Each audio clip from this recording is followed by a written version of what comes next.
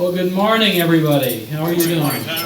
Beautiful, beautiful spring morning outside, and we're so happy to have you here for the CEO Breakfast and Strategy Series. I'm Tom Kunkel, the president of St. Norbert College, and along with our sponsors and our speaker today, we are pleased that you could join us. For 18 years now, the CEO Series has been bringing the top area executives to present to you so that you could hear them talk about the strategies and the things that they do inside their companies that make them unique, and yet invariably there are lessons to be taken away for all of us from their remarks. And that certainly will be the case today with our speaker, Mike Jansen, I know.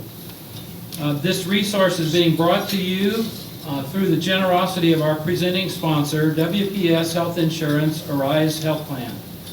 The title sponsors are Whipley, Imaginasium, Insight Publications, Johnson Bank, Johnson Insurance, and the sponsor of this session, Davis Kielthau. Please take the folders at your place with you and take some time to review the information when you get the opportunity. Again, we're so thankful to all our sponsors.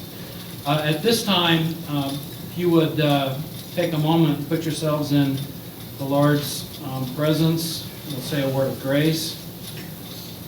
There's a rumor out there that it's election day today, so I thought it might be appropriate just to say, Heavenly Father, please invest our leaders with the wisdom and the judgment and the courage and the compassion to do the job that we want and need of our elected officials. Give us the wisdom and the judgment to know which of them will do the best job for us. And again, I think more than anything, thank you for the great good fortune of living in this wonderful country where we have the say-so in such matters. Bless this food to our bodies. Thank those who have grown it and prepared it, who are serving it, and as always, let's take a moment to remember those who are perhaps less fortunate and maybe doing without this morning. For all these blessings, we say thanks and ask in your name, amen. We will be back in a little bit with the program. Enjoy your breakfast.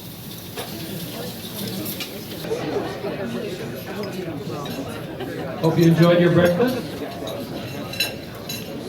It is now my pleasure to introduce this morning's speaker, Mike Jansen, who, as you know, heads one of the Valley's best known and most respected companies, Faith Technologies. Mike began his career with Faith all the way back in 1984. He was an electrical apprentice. During his long tenure with the company, Mike has served in positions of increasing responsibility and strategic influence, including project manager, executive vice president, and most recently, CEO and president. In his current role, Mike is responsible for providing strategic leadership, establishing long-range goals, developing strategies which align with future national growth opportunities, and trying to keep an eye on Rolly. Rolly and Sue are doing great. We saw him a few weeks ago down in Florida. He looked weirdly happy and comfortable, yes, I think. But Mike thinks he's bored, so we'll probably hear a little bit about Rolly. Mike serves as arbiter of Faith Technologies' values and is the key role model and champion of change for the company. He presently serves on the boards of Faith and the CEO Key Executive Council. He is also a member of the Lenexa Building Code Board of Appeals, FMI Peer Group, Johnson County, Kansas Contractor Licensing Review Board, and Vistage. Please join me in welcoming Mike Jansen. Mike?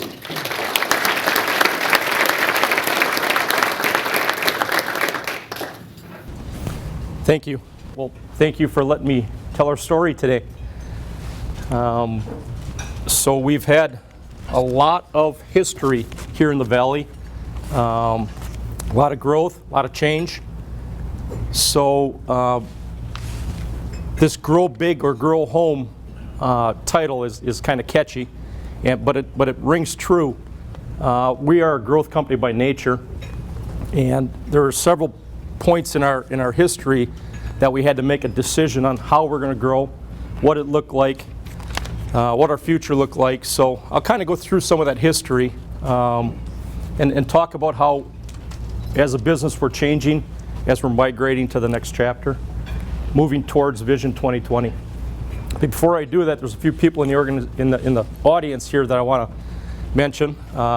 Elliot has a long history with Faith Technologies, going back to the Town and Country days, board member, both in the Town and Country days, and then we bought our company back in 2002, became a board member and owner, now retired. So thank you for all your efforts over the years.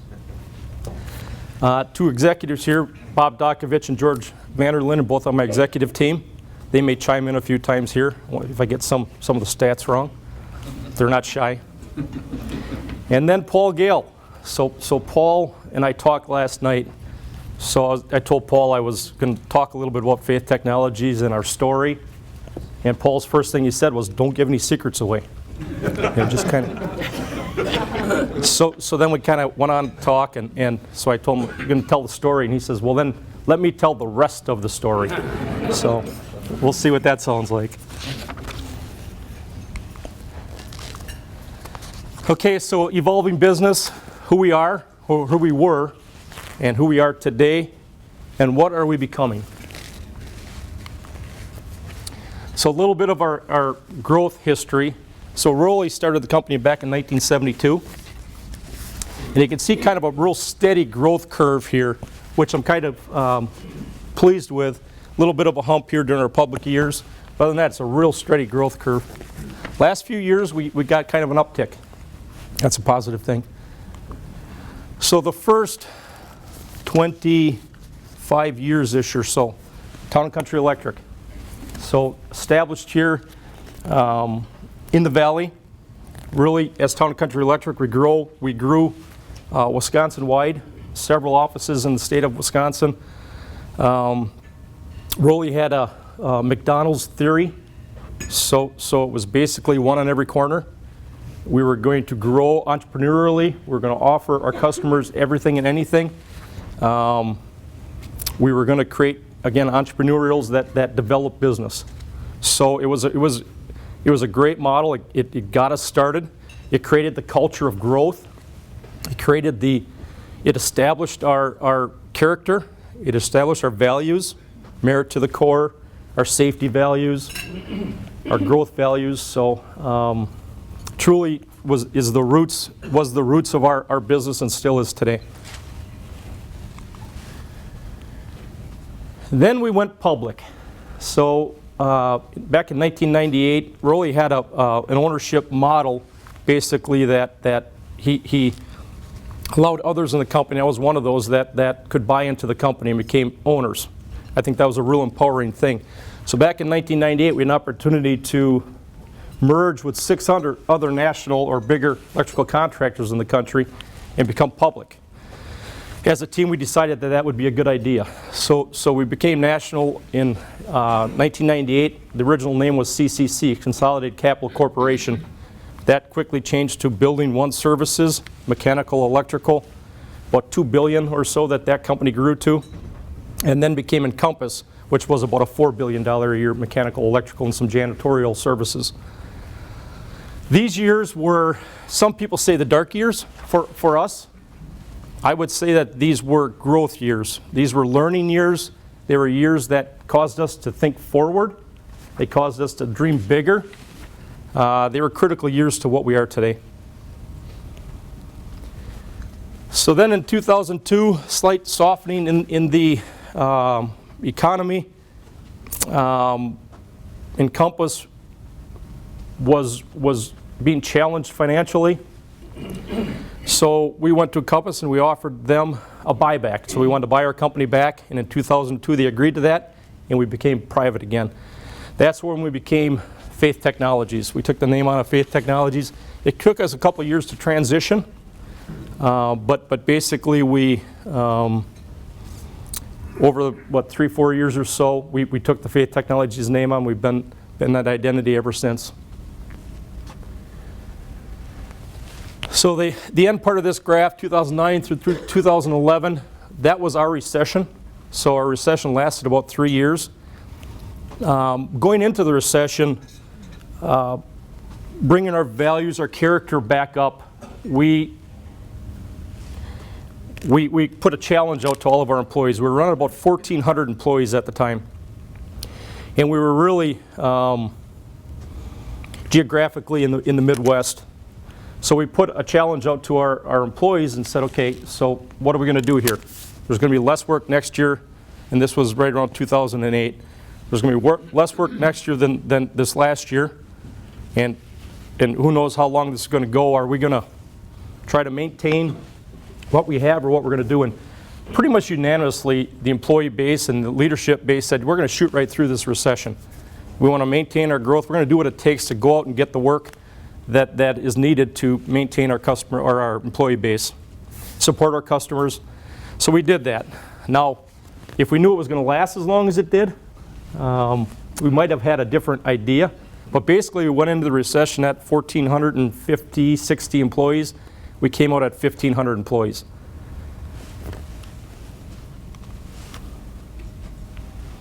So towards the end of the recession, things were tight, profits were tight.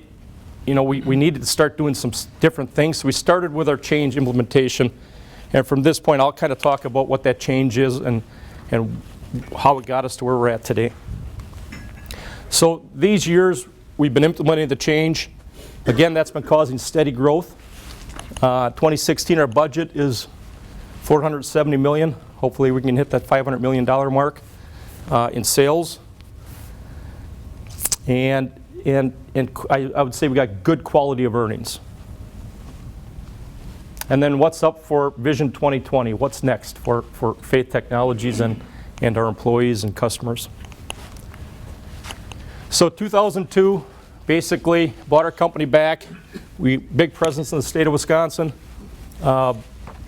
Good presence in Kansas City and Missouri.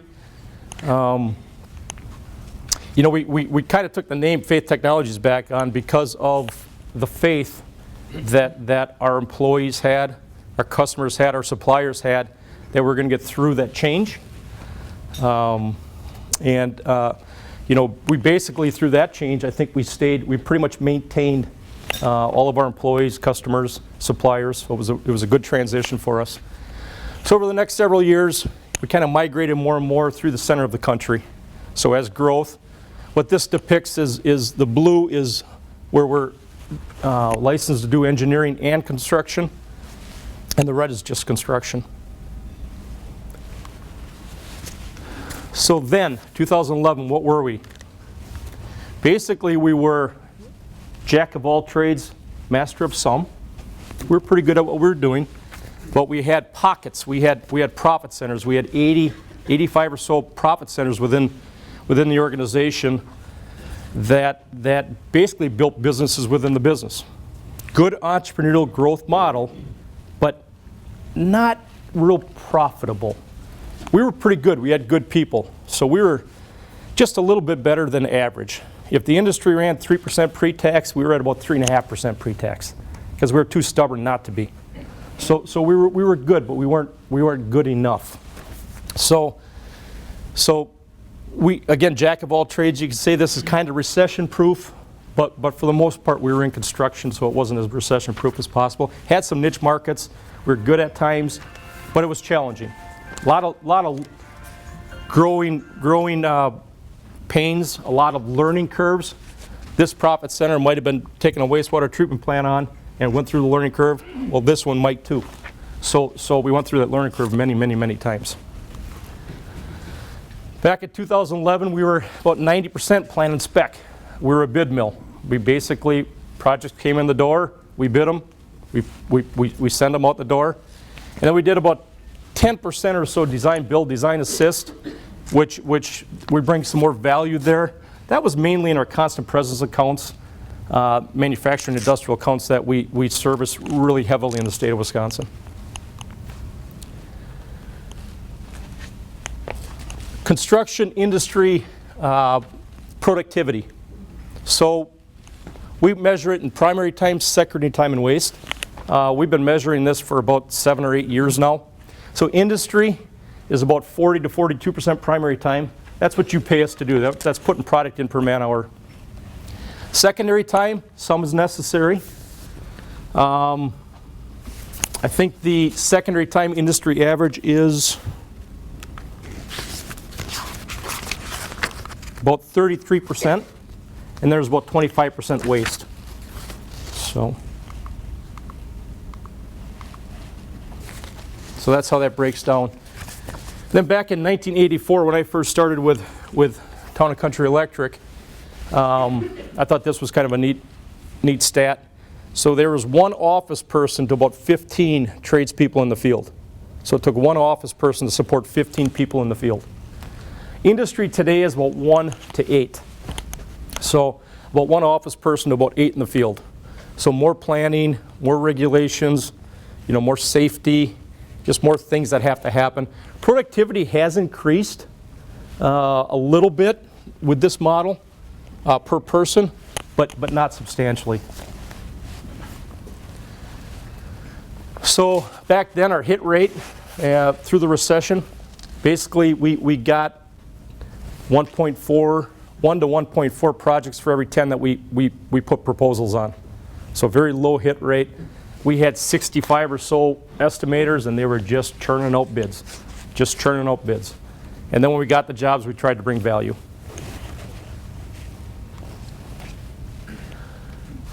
So what change needed to happen? So some of the stats I just went through, those are the stats that we really targeted. So what we did is we said, okay, I think it was 2011, we had an okay year, but if we would have just cut out the bad jobs, we'd have been 4 or 5 times more profitable. So stop doing the bad jobs, let's just start doing the good jobs. And what's the good job? What's the good customers? So we talked about, let's get smarter at the opportunities we go after. So we implemented a Bid Smart program. We also implemented a concept about early involvement or pre-construction, getting involved earlier on projects, earlier where we can bring true value, we can make the difference. And we'll talk about that in a minute. Our Accelerate program, prefab, we've been doing prefab for many years. How do we bring that to the next level? How do we bring value, some of the value that manufacturing has that construction doesn't have, right? So manufacturing is more productive, they're leaner, they plan better, they're safer. So how do we bring some of that to construction? And I obviously just keep focusing on our field productivity. How do we make our great tradespeople more productive, safer? And then continue to invest in our employees through training. Just train. So that's a philosophy and a strategy that really implemented many, many years ago when he took the challenge on of being open shop in a union-dominated market. So we knew we had to be better, we had to be trained better, and we had to create some of those strategic advantages that training gives you. So the Bid Smart process. So we implemented the Bid Smart process scorecard. It's from 1 to 100 or so.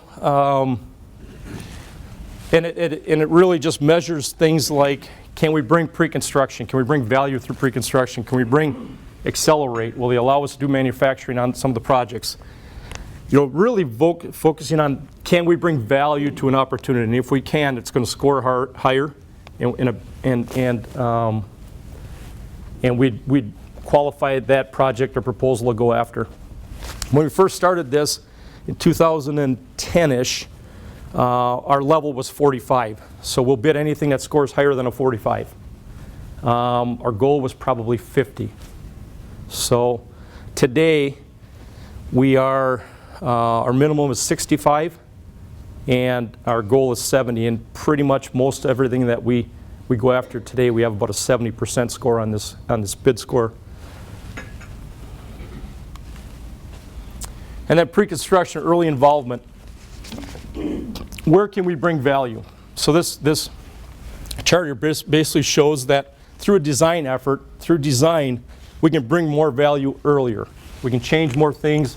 We can decrease cost better. We can decrease schedule or time better. We can increase safety opportunities through a plan. We can do all these things when we get involved early. At the end here, when there's a change order, Obviously, it's going to cost more, it's going to take more time, it's going to be less safe. So our goal is to move everything to this side of the chart. So we got our Smart Start program that we call, and that's number 4 here. So basically, getting involved earlier absolutely brings value to the projects that we can get involved in.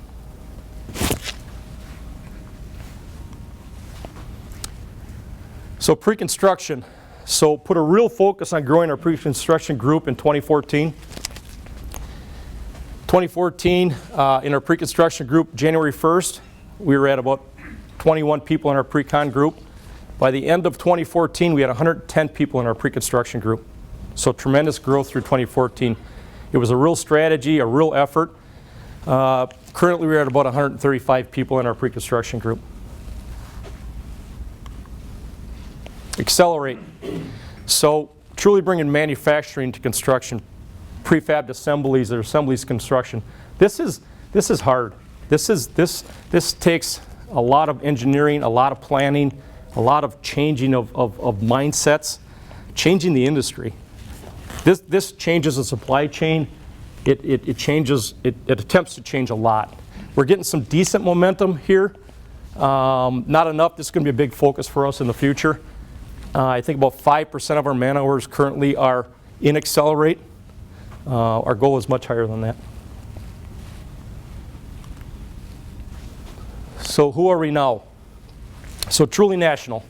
So we've, and again, blue is where we can do engineering and construction, and red is just construction today. So truly became national, support our customer base nationally.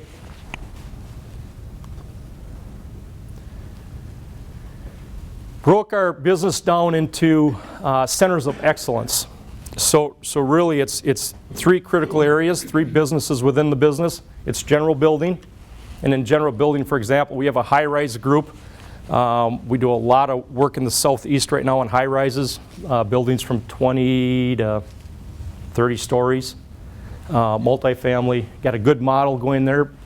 We'll do 80 million plus this year in high-rise. So that's a segment that we're really good at. We got a good business model through Accelerate, through prefab, through using technology, Trimble technology, that type of stuff, bringing true value. And then there's critical technologies, data centers, telecom, and then where we started basically, where our true strengths grew over the years, was industrial manufacturing. Smaller segment today, real focus on building that area back up.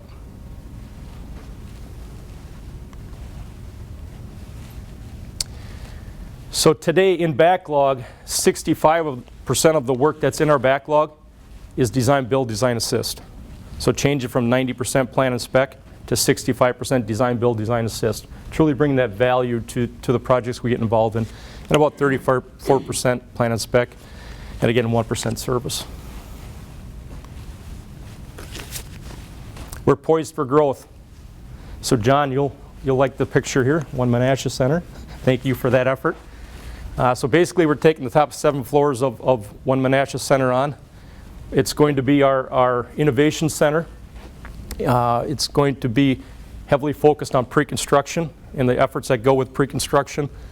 Again, today we'll have about 135 people in that building. We got the capacity to grow up to 300. We really have two other key areas of growth within the country.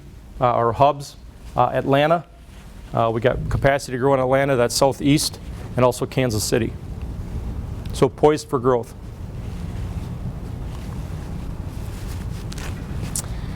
So over the years, we've taken our primary time from when we started at 39% primary time to 61% primary time last year. We are, I think, year to date at 63% primary time. The interesting part about the secondary and waste is we're about 37% secondary and only 2% waste. So we really shifted the waste over to primary time is what we've done. Now through engineering and planning some of those other efforts, we want to shift some of the secondary time into primary time. And our ratio as a subcontractor, again, the industry's 1 to 8. We actually have 1 office person to 2.6 field people. So we're way different than what the normal electrical contractor looks like.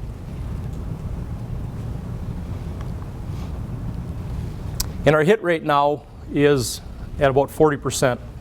So we actually doubled in size since the last stat I had on there, where we were at about 10 to 12%. We doubled in size, and we have 20 or 25 less estimators in the organization. So we went from about 65 down to 40 estimators, but our hit rate's much higher.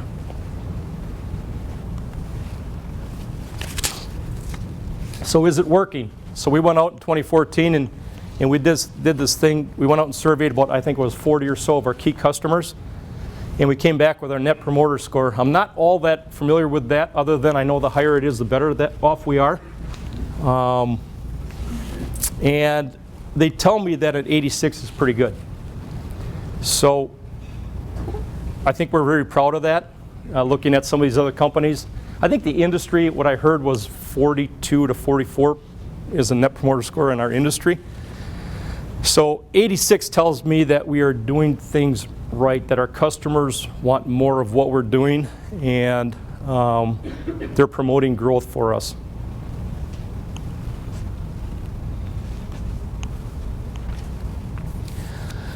So developing the critical differentiators, what have we done? What are we going to continue to focus on? Again, vertical structure, going to do more of what we're good at, places we can bring value, which means we have to say no at times. We have limited resources, like most companies. We just have to focus on the things we do well. At least, if we don't say no, we just have to treat it differently. We have to do it differently. Paul's not happy. We probably won't be wiring his barn. So continue to focus on those engineers, continue to focus on pre-con. We kind of have a different style engineer. We have true degreed engineers, which we're going to keep pushing, but we also have those key people that have that field experience that we bring into that group. Now they have very practical solutions that they can bring to an engineering effort, and it's been very, very successful and powerful for us. And again, continue to focus on that ratio, what makes sense, as we bring more and more technology, more and more tools to what we do. We know there's limited resources and tradespeople. We can't keep up with the growth. So how do we change things? How do we continue to focus on being smarter? How do we continue to focus on primary time? Can we get our primary time up to 75%? Eliminate the waste, and so we think we can. Again, pre-construction, focus, and accelerate.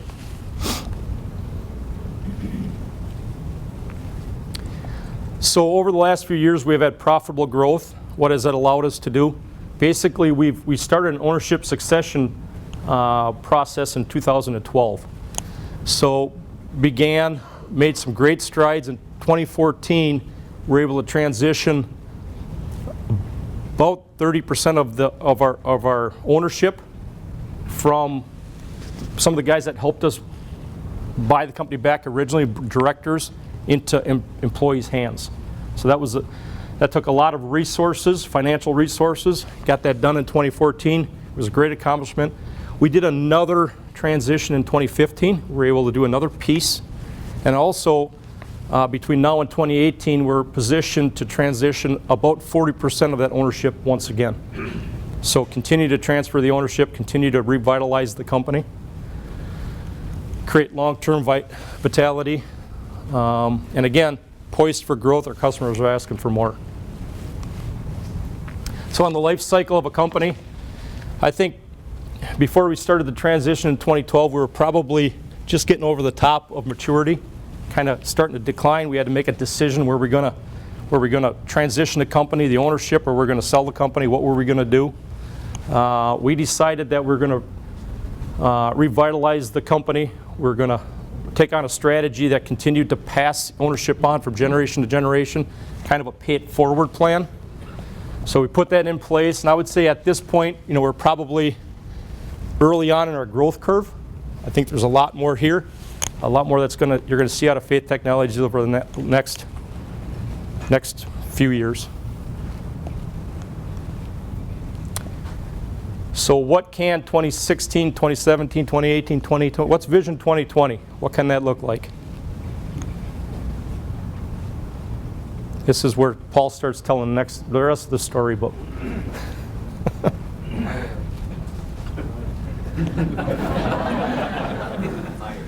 Paul thinks we should hit $1 billion by 2020. So an evolving business. And by the way, the $1 billion isn't all that important as long as we have profitable growth. Our real focus is on continuing to build that financial strength, continue to be able to do the things that we do, continue to give employees opportunities to advance in this organization, to grow, continue that paid forward plan. It's very empowering and it gets a lot of momentum if done right.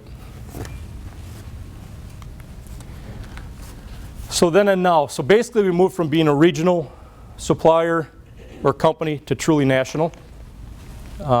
We moved from being an electrical contractor to something different. We're still trying to figure that out. We're kind of going through a branding exercise now. But truly a solutions provider. You know, how can we bring value to our customers? Our customer success is truly our future. That was one of Rolly's sayings forever. We still live by that today. We can't succeed until they do. So how do we continue to help them succeed in their business? We went from chasing projects, opportunities, to strategic customers, relationships. I think Miller Electric had their 2020 program. We adopted that a few years ago, or pieces of that. What 2020 does is obviously focuses on the important customers, the customers that you know you can bring value to, the customers that you can be successful with and help them succeed. So we went from siloed offices, a bunch of entrepreneurial profit centers, to truly one Faith with centers of excellence. We went from independent project managers to a consultative project management team and effort. We had cultural clashes all day long. You know, being national, we had clashes between offices, people thinking differently. We changed that and moved to a culture of collaboration. We were very resistant to change. Change was hard. Rolly did it this way for the first 25 years. Why are we changing? So Rolly did give us permission to change, though. It was good. To a passion for innovation. We had terrible internal communication to accessible internal communication. We really had an inability to fill recruiting demands. You know, we just could never, we never had enough at the right time to moving to an employer of choice. And the key through all of this is basically our values, our core is still the same. We're married to the core. The values we have with safety and teamwork and excellence and character still remain. Our mission statement, making our customers and ourselves better. It's a true focus by everybody. With passion, providing practical solutions as we pursue perfection. Thank you.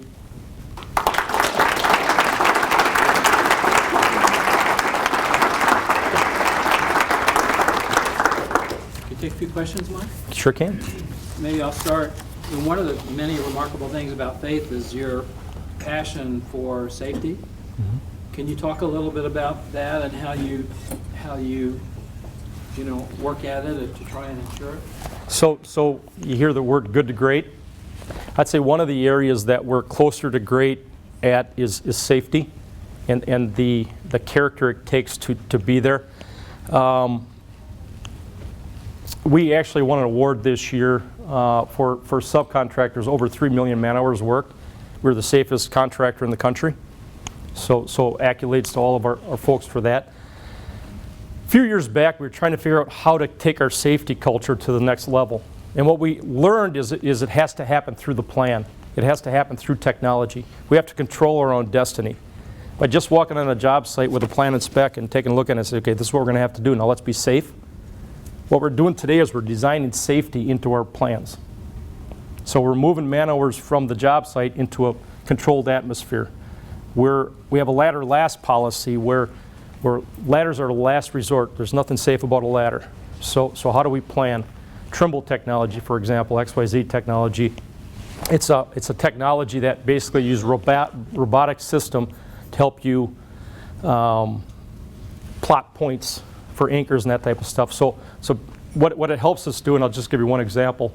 Let's just say we're doing a lighting layout in a room like this, and you plot all the points in. The robotic station marks everything for you. You're taking about 100 man-hour task with about 85% of those man-hours elevated on a ladder to a 30-hour task and about 50% of those man-hours elevated. So you got 15 man-hours on a ladder versus 85. So those are the type of things we're doing to make ourselves safer and increase that culture. Yes? I had a question. You spoke a lot about changing culture. So when it comes to operationalizing your values, if you switch your values, construction, notoriously kind of tougher individuals, what do you do with somebody who's profitable but maybe doesn't fit the value as you went through that transformation? So if you got a performer but they don't want to change, right, you eliminate them. We went through a lot of change over the last 2 years with some great performers that just weren't going to change enough to adapt the culture. So, yes? So you've had a tremendous cultural shift. How did you do that? What are some of the steps that you took to make those changes? I would say, at the end of the day, the plan made sense, so it was believable, but it took true leadership, a lot of passion, a lot of painting the what ifs, we had early adapters that we supported 110%. Let's go show people, but strong leadership really was the main, I think, success factor. And I say success, we're far from being great. So we're pretty good. We're about 3 times more profitable than the industry is today. So the industry is running 2.5%. We're about 3 times more profitable. That allows us to do a lot of things. Allows us to continue to change at a faster pace. So that helps also. But at the end of the day, it's really, I think it's that relentless pursuit of perfection. So, yes? Most of your leaders, as I understand, are homegrown, if you will. Is your leadership training internally developed, externally?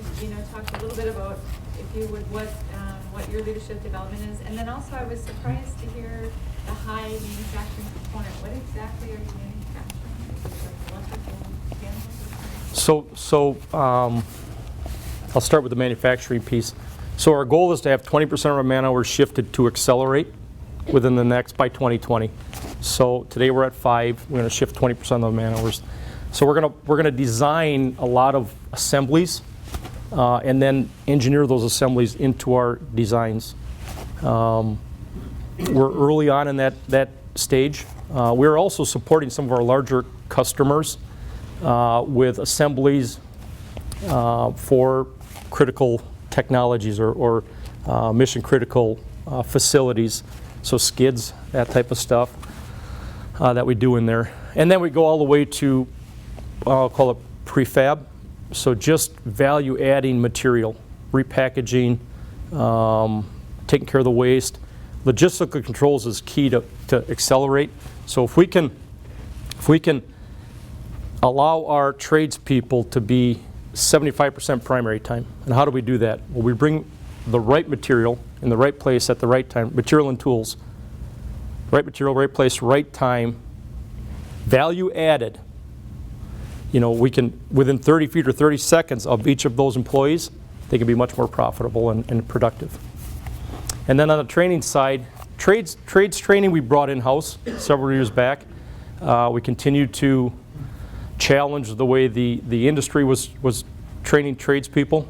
We're trying to do it better, faster, more effective. So we're making good strides at that. Leadership and other training, we go outside right now and tap in outside resources. Yes? One, Mike, can you just touch base on kind of the success that you've had and/or challenges with hiring and trying to keep up with the company's growth? So we got a strategy, and I think this goes to your comment, GroundUp Growth. So last year we added about 150 first-year apprentices. This year target is 250 first-year apprentices. So we're going to truly ground up growth. We have great success at growing from the ground up and culturizing our people and making them great at what they do. So that is absolutely a limiting factor. But as we become more productive, you know, as we take more and more man hours from what was originally out in the field man hours into Accelerate, it's a lot better growth model. We think we can double in size with 300 to 400 more tradespeople. So. Mike, maybe touch on the recruiting policy that we put in place last year. Oh. Employees. Yeah. So we were going out and using recruiters, and we were doing a lot of hiring through recruiters. What we implemented last year was a hiring and mentoring program where we empowered all employees to attract employees or different people to organizations because they know what it takes to be a Faith Technologies employee, the values and the culture that we have at Faith. So not only help get them hired, but also mentor them to success. And we gave them all wage increases or kickers when they helped us with that. So we've been real successful at attracting people at all levels to the organization through that effort. Good point, George. Maybe one more? Yes. Mike, how successful have you been at attracting diversity? Because you're in an industry that's predominantly male, so attracting women and minorities. I think with our shift in focus, it's been easier to diversify. You know, so I would say construction in general is a male-dominated industry. This using technology and bringing in the planning, and we're much more diversified when it comes to women and males than we were before, and we'll continue that.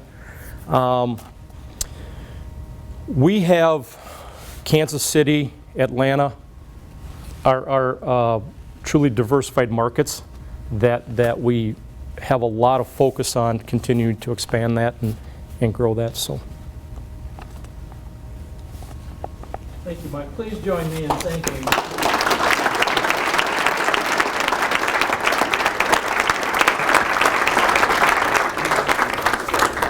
Mike. Thank you so much. Terrific story of truly transformational culture change and not over a super long time. I mean, that's really remarkable. So thank you for being here to share that story with us. And I know Mike will be happy to answer any questions you might have if you want to catch him afterward.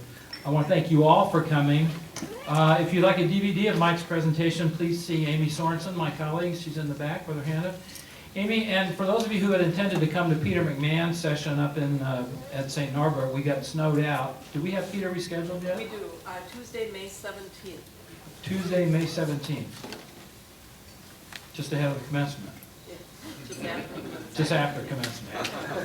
I'd look at my May calendar eventually. All right. So please join us for that. It's unusual for us to be snowed out by anything, but it happens. So Peter will also have a story of cultural change and transformation in Shopko, so I know that you'll want to hear that. Please join us for our next CEO breakfast. That's going to be Steve France, who is the gentleman who is presiding over the rebuilding and transformation of the Hotel Northland. He's the head of Legendary Hospitality LLC, and his title of this talk is Hotel Northland, Identifying and Executing an Opportunity in an Underserved Market. That is going to be on April 22nd, and that's also going to be at St. Norbert College.